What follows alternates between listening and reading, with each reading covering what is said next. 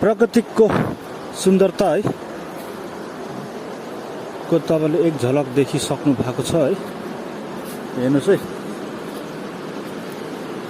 यति शान्तिपूर्ण जग्गा है, बिचमा बाटो र अनि तल हेर्दा चाहिँ टिस्टा नदी पनि बगिरहेको यता हेर्नु सक्नुहुन्छ।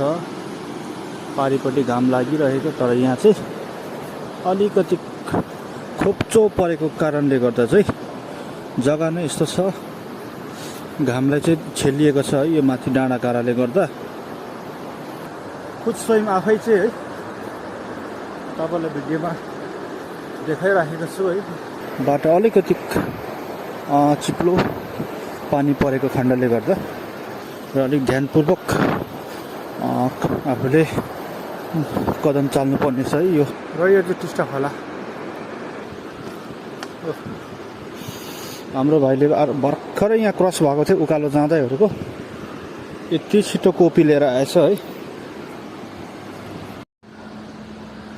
र यहाँ चाहिँ है टोप्पा खानी पनि छ बिजुली उत्पादनको लागि, यानि कि टनल है, हाइड्रो इलेक्ट्रिसिटीको लागि।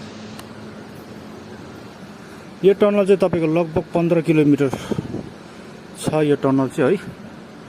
अन्त डिफु डाँडा निस्किन्छ।